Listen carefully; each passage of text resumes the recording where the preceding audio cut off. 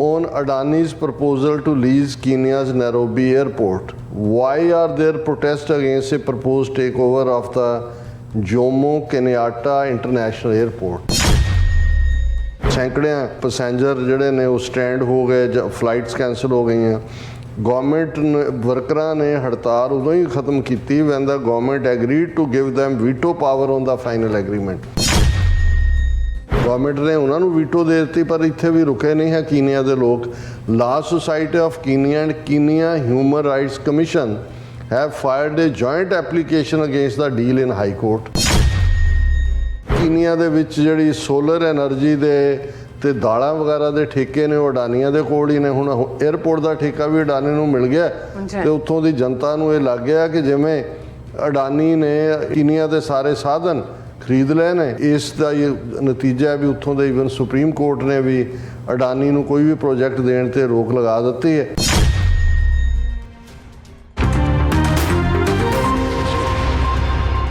Viewers welcome back to programme. So viewers annual section ਵਿੱਚ ਆਪਾਂ ਗੱਲਬਾਤ ਕਰਨ ਜਾ ਰਹੇ ਹਾਂ ਕਿ ਮੋਦੀ ਦੇ ਯਾਰ ਅਡਾਨੀ ਵੱਲੋਂ ਕੀਨੀਆ ਦੀ ਰਾਜਧਾਨੀ ਨੈਰੋਬੀ ਦੇ ਹਵਾਈ ਅੱਡੇ ਨੂੰ ਅਗਲੇ 30 ਸਾਲਾਂ ਲਈ ਲੀਜ਼ ਤੇ ਲੈਣ ਦਾ ਮਾਮਲਾ ਖਟਾਈ ਵਿੱਚ ਪੈ ਗਿਆ ਲੱਗਦਾ ਹੈ। ਕੀਨੀਆ ਦੇ ਲੋਕਾਂ ਵੱਲੋਂ ਇਸ ਦੇ ਖਿਲਾਫ ਜ਼ੋਰਦਾਰ ਪ੍ਰੋਟੈਸਟ ਜਾਰੀ ਨੇ ਔਰ ਕੀਨੀਆ ਦੀ ਹਾਈ ਕੋਰਟ ਨੇ ਹਾਲ ਦੀ ਘੜੀ ਵਿੱਚ ਇਸ ਤੇ ਪਾਬੰਦੀ ਲਗਾ ਦਿੱਤੀ ਹੈ। ਸੋ ਇਸ ਬਾਰੇ ਆਪਾਂ ਗੱਲਬਾਤ ਕਰਨ ਜਾ ਰਹੇ ਹਾਂ ਔਰ ਨਾਲ ਜਿਹੜੇ ਤੁਹਾਡੇ ਲਾਈਵ ਮੈਸੇਜ ਨੇ ਉਹ ਵੀ ਆਪਾਂ ਇੰਟਰਚੇਂਜ ਕਰਨ ਜਾ ਰਹੇ ਹਾਂ।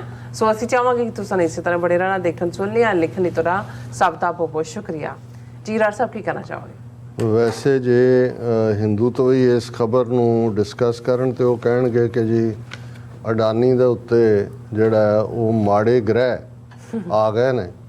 ਅੱਜ ਮੈਂ ਕਿਤੇ ਕਮੈਂਟ ਪੜ੍ਹ ਰਿਹਾ ਸੀ, ਕਹਿੰਦੇ ਵੀ ਇਹ ਜਿਹੜੇ ਬ੍ਰਹਿਮੰਡ ਦੇ ਵਿੱਚ ਤਾਰੇ ਸਿਆਰੇ ਇੰਨੇ ਸਾਰੇ ਪਲੈਨਟ ਨੇ, ਉਹਨਾਂ ਨੂੰ ਕੀ ਵਕਤ ਪਿਆ ਹੈ ਵੀ ਥੱਲੇ 8 ਬਿਲੀਅਨ ਲੋਕਾਂ ਦਾ ਦੇਖਣ ਵੀ ਉਹਨਾਂ ਦੀ ਕਿਸਮਤ 'ਚ ਉਹਨਾਂ ਨੇ ਕੀ ਬਾੜਨਾ ਹੈ, ਕੀ ਕੱਢਣਾ ਹੈਗਾ, ਐਵੇਂ ਹੀ ਮਾਰੀ ਜਾਂਦੇ ਨੇ ਯੱਕੜ। ਲੇਕਿਨ ਵੈਸੇ ਜੇ ਕਹਿਣਾ ਹੋਏ ਵੀ ਇਹਨਾਂ ਦੀ ਲੈਂਗੁਏਜ 'ਚ ਕਿ ਵੀ ਰਾਹੂ ਕੇਤੂ ਇਹਨਾਂ ਨੂੰ ਹੁਣ ਚੰਬੜੇ ਹੋਏ ਨੇ। ਜਿਵੇਂ ਹੁਣ ਮੋਦੀ ਦੇ ਮੂੰਹ ਖਾਲਿਸਤਾਨ ਨਿਕਲੇਗਾ ਜਦੋਂ ਬਾਈਡਨ ਦੇ ਸਾਹਮਣੇ ਬੈਠੇਗਾ, ਹੁਣ ਰਾਹੂ ਕੇਤੂ ਹੀ ਚੰਬੜੇ ਨੇ। ਅਡਾਨੀ ਅਸੀਂ ਹਾਲਾਂਕਿ ਇਸ ਖਬਰ ਨੂੰ ਕੁਛ ਹਫ਼ਤੇ ਪਹਿਲਾਂ ਡਿਸਕਸ ਕੀਤਾ ਸੀ, ਪਰ ਹੁਣ ਇਹ ਗੱਲ ਅੱਗੇ ਤੱਕ ਪਹੁੰਚ ਗਈ ਕਿ ਅਡਾਨੀ ਨੇ ਜਿਹੜਾ ਇਕੱਲਾ ਇਹੀ ਨਹੀਂ, ਮੋਦੀ ਦਾ ਯਾਰ ਔਰ ਹਮ ਪਿਆਲਾ, ਭਾਵੇਂ ਉਹ ਪਿਆਲੇ 'ਚ ਸ਼ਰਾਬ ਨਹੀਂ ਹੁੰਦੀ, ਗਊ ਮੂਤਰ ਹੁੰਦਾ, ਲੇਕਿਨ ਚਲੋ ਹਮ ਪਿਆਲਾ ਹੀ ਹੈ ਨਾ ਜਦੋਂ ਕੋਈ ਸਾਂਝਾ ਉਹ ਹੋਏ। ਇਹਨੂੰ ਕਿਵੇਂ ਆਪਣੇ ਯਾਰ ਅਡਾਨੀ ਨੂੰ ਉਹਨੇ ਰਾਫੇਲ ਦਾ ਕੰਟਰੈਕਟ 30,000 ਕਰੋੜ ਦਾ, ਜਿਹੜਾ 30,000 ਦਾ ਸਿੱਧੇ ਫਾਇਦੇ ਵਾਲਾ ਦਵਾਇਆ, ਜਿਹਦੇ 'ਚ ਹਾਲਾਂਕਿ ਇਹਨੇ ਕਦੇ ਜਹਾਜ਼ ਤੱਕ ਹੀ ਬਣਾਉਣਾ, ਸੂਈ ਵੀ ਨਹੀਂ ਸੀ ਬਣਾਈ ਹੋਈ। ਇਸੇ ਤਰ੍ਹਾਂ ਇਜ਼ਰਾਈਲ ਦੀ ਜਿਹੜੀ ਮੇਜਰ ਇੱਕ ਪੋਰਟ ਹੈ ਹਾਫਾ ਕਿ ਕੀ ਉਸ ਨੂੰ ਕਹਿੰਦੇ ਨੇ, ਉਹਦਾ ਠੇਕਾ ਅਗਲੇ 30 ਸਾਲ ਲਈ। ਫਿਰ ਐਵੇਂ ਨਹੀਂ ਜਦੋਂ ਇਹ ਹੁੰਦਾ ਇਹ ਮੋਦੀ ਘੁੰਮਦਾ ਫਿਰਦਾ ਦੂਜੇ ਤੀਜੇ ਆਪਣੇ ਯਾਰ ਦੀ ਉਹ ਮਾਰਕੀਟ ਹੀ ਕ੍ਰੀਏਟ ਕਰਦਾ, ਸੌਦਾ ਵੇਚਣ ਜਾਂਦਾ। ਔਰ ਫਿਰ ਇਹ ਆਇਆ ਕਿ ਜੀ ਉਹਨਾਂ ਨੇ ਤਨਜ਼ਾਨੀਆ ਔਰ ਸ਼ਾਇਦ ਕੀਨੀਆ ਤਾਂ ਡੈਫੀਨੇਟ ਹੈ, ਉਸ ਦੇ ਸੀ ਪੋਰਟ ਜਿਹੜੀਆਂ ਸਮੁੰਦਰੀ ਬੰਦਰਗਾਹ ਔਰ ਏਅਰਪੋਰਟ ਖੁਸ਼ਕ ਬੰਦਰਗਾਹ ਉਹ 30 ਸਾਲ ਦੀ ਲੀਜ਼ ਲੈ ਲਈ। ਫਿਰ ਅਚਾਨਕ ਖਬਰ ਆਈ ਕਿ ਬਈ ਇਹ ਜਿਹੜੀ ਕੀਨੀਆ ਦਾ ਨੈਰੋਬੀ ਏਅਰਪੋਰਟ ਦੀ 30 ਸਾਲ ਦੀ ਲੀਜ਼ ਆ, ਉਹ ਤਾਂ ਜਿਹੜੇ ਹਜ਼ਾਰਾਂ ਵਰਕਰ ਨੇ ਉਹ ਸਟ੍ਰਾਈਕ ਤੇ ਚਲੇ ਗਏ ਕਿ ਭਾਈ ਇਹ ਤਾਂ ਸਾਡੇ ਹੱਕਾਂ ਤੇ ਛਾਪਾ ਮਾਰ ਰਹੇ ਨੇ। ਫਿਰ ਲੋਕ ਸੜਕਾਂ ਤੇ ਨਿਕਲ ਆਏ, ਫਿਰ ਬਹੁਤ ਸਾਰਾ ਜਿਹੜਾ ਰੌਲਾ ਪੈ ਗਿਆ ਕਿ ਭਾਈ ਇਹਨੂੰ ਕੈਂਸਲ ਕਰੋ, ਡੀਲ ਕਿਵੇਂ ਹੋਈ। ਹੁਣ ਅੱਜ ਜਿਹੜੀ ਇਹ ਖਬਰ ਮੁੱਖ ਤੌਰ ਦੇ ਉੱਤੇ ਅਗੇਨ ਇਹਨਾਂ ਦੇ ਦਾ ਹਿੰਦੂ ਅਖਬਾਰ ਨੇ ਦਿੱਤੀ। On Adani's proposal to lease Kenya's Nairobi airport, why are there protests against a proposed takeover of the Jomo Kenyatta International Airport? Nairobi ਬਹੁਤ ਵੱਡਾ ਜਿਹੜਾ ਏਅਰਪੋਰਟ ਹੈ ਔਰ ਇਹਦੀ ਬੈਕਗਰਾਉਂਡ ਇਹਨਾਂ ਨੇ ਦਿੱਤੀ ਹੈ ਕਿ ਭਾਈ ਇਹ ਜਿਹੜੇ ਕੀਨੀਆ ਦੇ ਲੋਕ ਨੇ ਪਿਛਲੇ ਕਈ ਹਫ਼ਤਿਆਂ ਤੋਂ ਇਸ ਦੇ ਖਿਲਾਫ ਪ੍ਰੋਟੈਸਟ ਕਰ ਰਹੇ ਨੇ ਕਿ ਇੰਡੀਆ ਦੇ ਅਡਾਨੀ ਗਰੁੱਪ ਨੂੰ 30 ਸਾਲ ਦੀ ਲੀਜ਼ ਦੇ ਉੱਤੇ ਕਿਉਂ ਦਿੱਤਾ ਗਿਆ। ਔਰ ਪਿਛਲੇ ਦਿਨੀ ਉਹਨਾਂ ਨੇ ਕਿਹਾ last week airport workers went on a day long strike. ਉਹਨਾਂ ਨੇ ਈਵਨ ਜਹਾਜ਼ਾਂ ਦੀਆਂ ਸੈਂਕੜਿਆਂ ਪੈਸੇਂਜਰ ਜਿਹੜੇ ਨੇ ਉਹ ਸਟੈਂਡ ਹੋ ਗਏ, ਫਲਾਈਟਸ ਕੈਂਸਲ ਹੋ ਗਈਆਂ। ਗੌਰਮੈਂਟ ਵਰਕਰਾਂ ਨੇ ਹੜਤਾਲ ਉਦੋਂ ਹੀ ਖਤਮ ਕੀਤੀ when the government agreed to give them veto power on the final agreement, ਕਿ ਵਰਕਰ ਡਿਸਾਈਡ ਕਰਨਗੇ ਕਿ ਭਾਈ ਇਹਨੂੰ ਕੀ ਦੇਣਾ ਤੇ ਕੀ ਨਹੀਂ ਦੇਣਾ। ਮਤਲਬ ਇਹ ਹੈ ਕਿ ਅਡਾਨੀ ਦੀ ਇਹ ਡੀਲ ਜਾਂਦੀ ਲੱਗੀ। ਬਿਲਕੁਲ। ਹੁਣ ਇਹਦੀ ਇਸੇ ਨੇ ਹੀ ਦਿੱਤਾ ਵੀ ਬੈਕਗਰਾਉਂਡ ਕੀ ਹੈ ਕਿ ਵੀ ਇਹ 2013 ਤੋਂ ਚੱਲ ਰਿਹਾ ਸੀ ਕਿ ਨੈਰੋਬੀ ਇੰਟਰਨੈਸ਼ਨਲ ਏਅਰਪੋਰਟ ਨੂੰ ਡਿਵੈਲਪ ਕਰਨਾ ਹੈ, ਔਰ ਇਸ ਤੇ ਜਿਹੜੀ ਡਿਵੈਲਪਮੈਂਟ ਸੀ ਉਹਦੇ 'ਚ ਨਵਾਂ ਪੈਸੇਂਜਰ ਟਰਮੀਨਲ ਬਣਾਉਣਾ, ਇੱਕ ਹੋਰ ਰਨਵੇ ਬਣਾਉਣਾ ਤੇ 20 ਮਿਲੀਅਨ ਪੈਸੇਂਜਰ ਇੱਕ ਸਾਲ ਦੇ ਵਿੱਚ ਆ ਜਾ ਸਕਣ ਉਸ ਕੈਪੈਸਿਟੀ ਦਾ ਏਅਰਪੋਰਟ ਬਣਾਉਣਾ। ਪਰ ਅੱਡ ਜਿਹੜਾ ਰੀਜ਼ਨਸ ਕਰਕੇ ਜਿਹੜਾ ਕੰਟਰੈਕਟ 2013 'ਚ ਦਿੱਤਾ ਗਿਆ ਸੀ 2016 'ਚ ਕੈਂਸਲ ਕਰ ਦਿੱਤਾ ਗਿਆ। ਫਿਰ 2022 ਤੱਕ ਕੋਈ ਕਾਰਵਾਈ ਨਹੀਂ, ਉਦੋਂ ਅਜੇ ਅਡਾਨੀ ਵਿੱਚ ਨਹੀਂ ਸੀ ਵੜੇ ਹੋਏ। ਜੂਨ 2023 ਦੇ ਵਿੱਚ ਗਵਰਨਮੈਂਟ ਨੇ ਅਨਾਉਂਸ ਕੀਤਾ ਪਬਲਿਕਲੀ ਕਿ ਜੀ ਅਸੀਂ ਇਸ ਦੇ ਉੱਤੇ ਬੋਲੀ ਦਿਓ ਕਿ ਅਸੀਂ ਪ੍ਰੋਜੈਕਟ ਨੂੰ ਰਿਵਾਈਵ ਕਰਨਾ। ਪਰ ਅਚਾਨਕ ਜੁਲਾਈ ਦੇ ਵਿੱਚ ਇੱਕ ਕੀਨੀਆ ਦੇ ਵਿਸਲ ਬਲੋਅਰ ਜਿਹਨੇ ਅੰਦਰੂਨੀ ਖਬਰ ਦਿੱਤੀ, ਉਹਨੇ ਸੋਸ਼ਲ ਮੀਡੀਆ ਤੇ ਕਿਹਾ ਕਿ ਵੀ ਆਲਰੇਡੀ ਇਹ ਤਾਂ ਐਵੇਂ ਜਿਹੜਾ ਉਹ ਬੋਲੀ ਦੇਣ ਜਾਂ ਟੈਂਡਰ ਦੇਣ ਦਾ ਡਰਾਮਾ ਕਰ ਰਹੇ ਨੇ। ਹਕੂਮਤ ਨੇ ਆਲਰੇਡੀ ਕੀਨੀਆ ਵਾਲਿਆਂ ਨੇ ਅਡਾਨੀ ਗਰੁੱਪ ਦੇ ਨਾਲ ਸਮਝੌਤਾ ਸਾਈਨ ਕਰ ਲਈ ਹੈ ਡੀਲ, ਤੇ 30 ਸਾਲ ਦਾ ਉਹਨਾਂ ਨੂੰ ਕੰਟਰੈਕਟ ਦੇ ਦਿੱਤਾ ਹੈ। ਔਰ ਇਸ ਦੇ ਉੱਤੇ ਸਾਰੇ ਮੁਲਕ ਭਰ ਦੇ ਵਿੱਚ ਗੁੱਸਾ ਉੱਠਿਆ, ਔਰ ਇਹ ਉਹਨਾਂ ਨੇ ਕਿਹਾ ਵੀ ਇਹ ਤਾਂ ਤੁਸੀਂ ਲੁਟਾ ਰਹੇ ਹੋ ਮੁਲਕ ਦੇ ਐਸੈਟ ਨੂੰ, strategic national asset to a foreign company, foreigner, ਔਰ ਇਹ ਸਾਰੇ ਦੇ ਥੱਲੇ।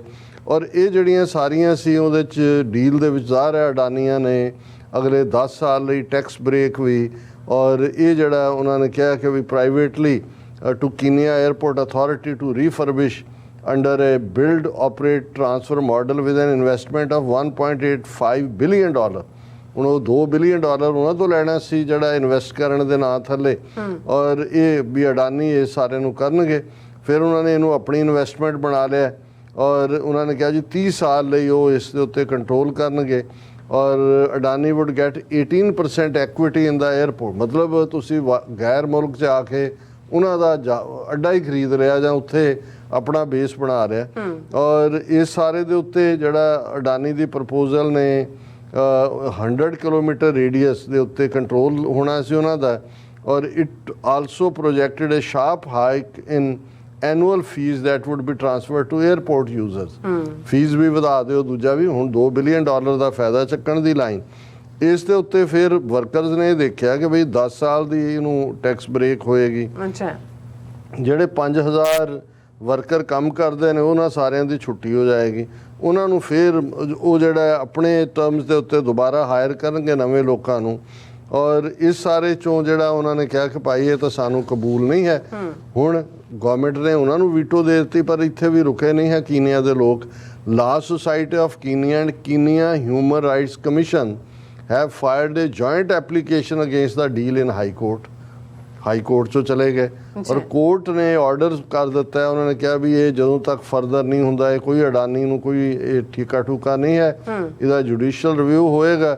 ਔਰ ਇਹ ਜਿਹੜਾ ਅਡਾਨੀ ਫਸ ਗਿਆ, ਔਰ ਇਸ ਦੇ ਉੱਤੇ ਹੀ ਫਿਰ ਇੱਕ ਹਿੰਦੀ ਚੈਨਲ ਦੇ ਉੱਤੇ ਜਾਂ ਉਹਨਾਂ ਦੇ ਬਿਗ ਬ੍ਰੇਕਿੰਗ ਦੇ ਥੱਲੇ ਸੀ ਕਿ ਅਫਰੀਕੀ ਦੇਸ਼ केनिया में अडानी बुरा फंसा, वहाँ की जनता अडानी के खिलाफ विरोध में सड़कों पर उतरी कि भी ਉੱਥੇ ਫਸ ਗਿਆ ਜਾ ਕੇ।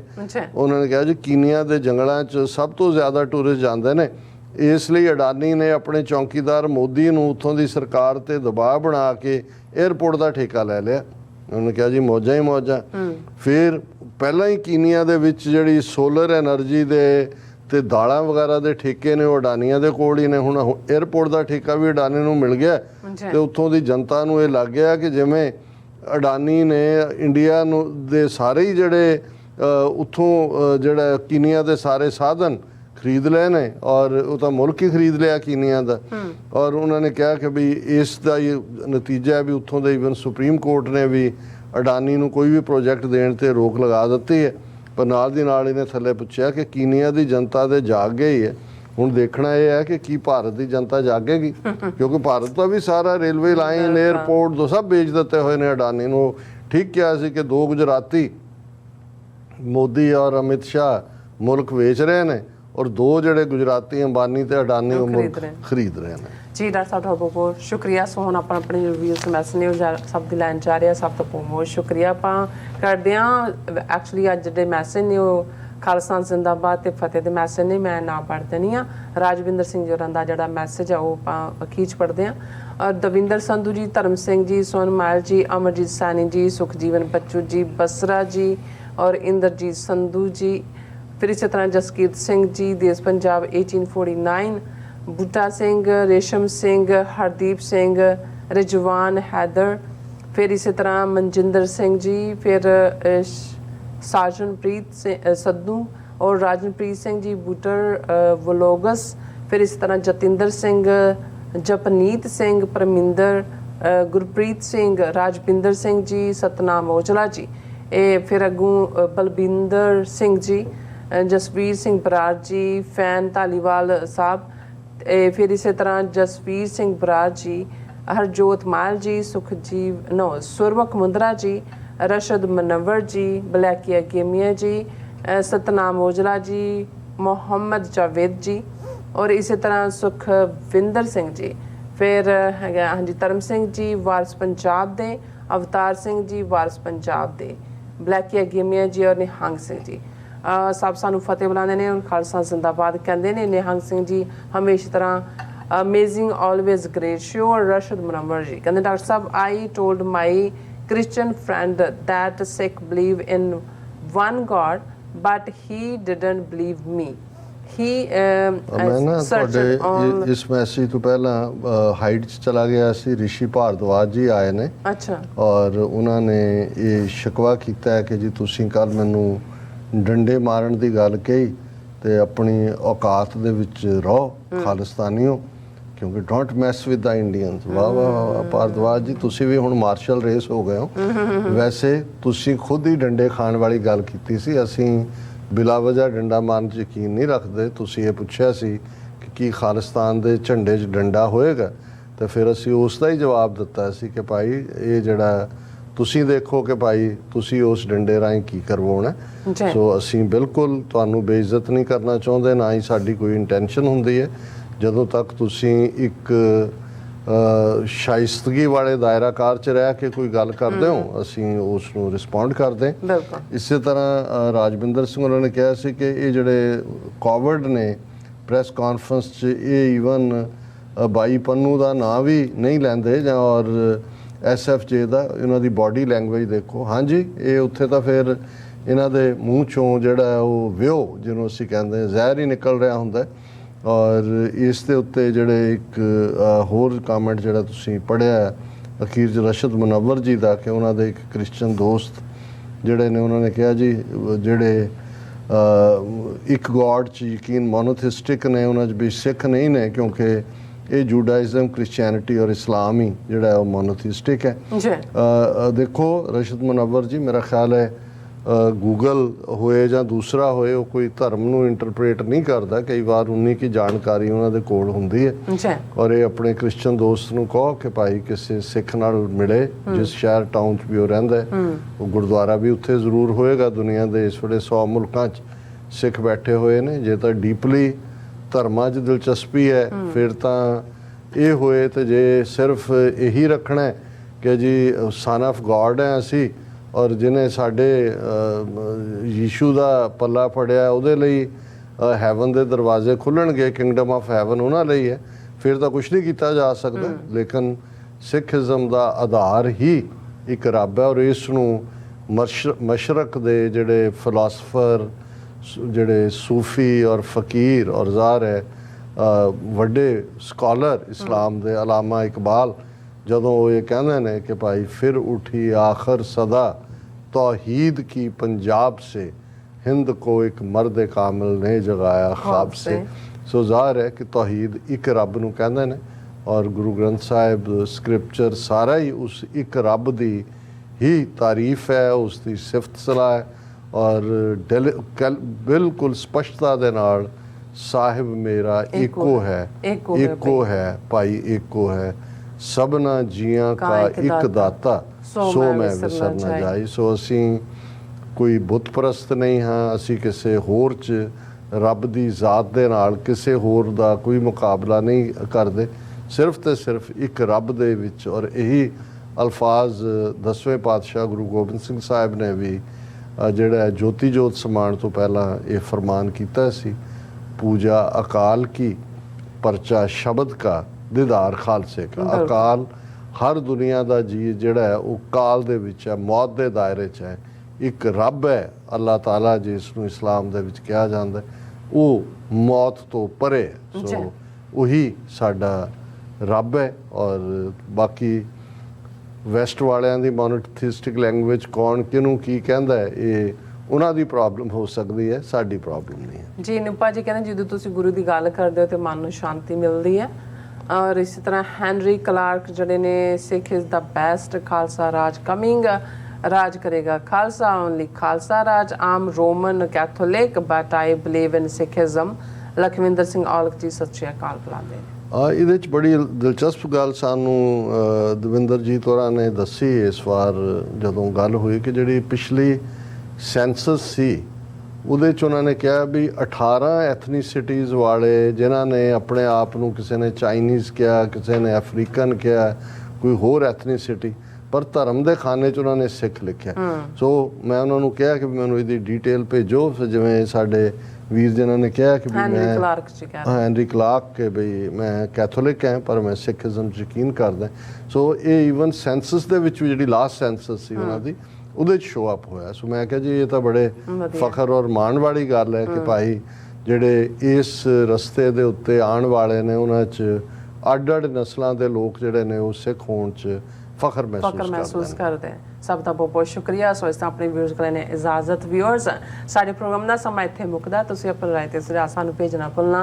ਸਾਡੇ ਇਸ ਪਤੇ ਤੇ sos@tvd4.tv ਤੇ ਅਸੀਂ ਆਪਣਾ ਪ੍ਰੋਗਰਾਮ ਲੈ ਕੇ ਫਿਰ ਦੁਬਾਰਾ ਤੁਹਾਡੇ ਸਾਹਮਣੇ ਹੋਵਾਂਗੇ। ਤਦ ਤੱਕ ਲਈ ਮੈਨੂੰ ਤੇ ਆਪਣਾ ਸੁਣਾ ਗਿਆ ਦੋ। ਦੇਖਦੇ ਰਹੋ TV84। ਫਤਿਹ।